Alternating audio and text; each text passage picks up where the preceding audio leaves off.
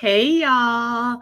This week we are talking about something that is one of my favorite topics and something that really gets a bad rap, especially in spiritual communities. We are talking about pleasure. That's right, pleasure. Now, when I first say that word, does your mind go somewhere dirty? If so, go ahead and bring it back with me because that's not where we're headed today, although that can be pleasurable. But instead, I want to first begin with the definition of pleasure. So, pleasure is defined as a feeling of happy satisfaction and enjoyment. It's enjoyment and entertainment. Contrast it with things done out of necessity, an event or activity from which one derives pleasure or one derives enjoyment, sensual gratification, or something that we derive enjoyment from. So, as you can see, none of those definitions really drop us all the way in the gutter now, do they? And yet, somehow we have decided that feeling pleasure is somehow wrong or bad, or that we need to be ashamed of those parts of us that would like to feel pleasure, when really pleasure is not only a natural part of being a human being, it is one of the best parts of being a human being. It is, I would say, a necessity to living a full, joyful, happy life. Now, pleasure can be derived in a lot of different ways. It can be as simple as eating a delicious food. Have you ever had the best chocolate covered strawberry of your life?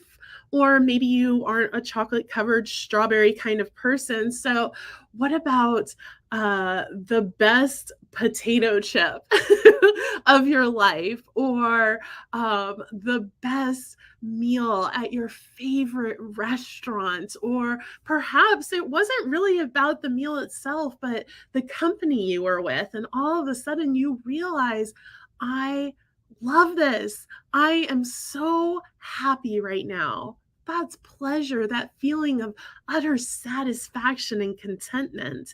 And what's really cool about pleasure is that it happens in the present moment.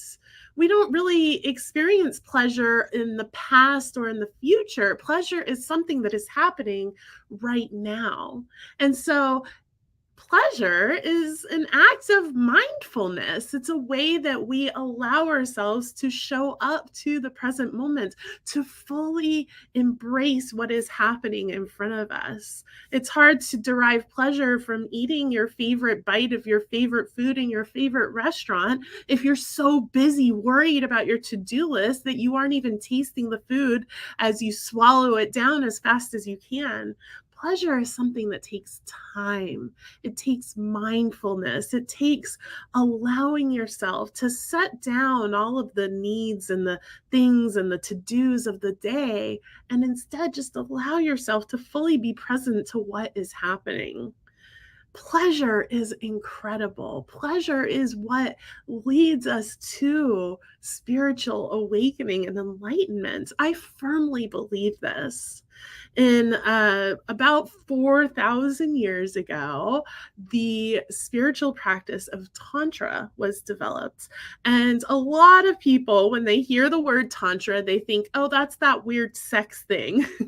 I know I used to think that as well. But actually, Tantra is an entirely holistic spiritual practice that includes all so many different aspects. And it was begun by as a rebellion against the puritanical Hinduism of the day.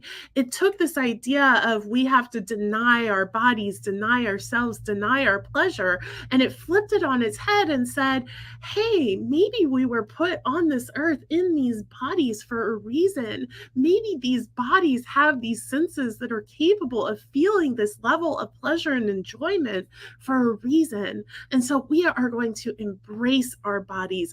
We are going to embrace our pleasure. We are going to allow ourselves to feel all of the good that this world, this body, this place, this life has to offer. Pleasure is incredible.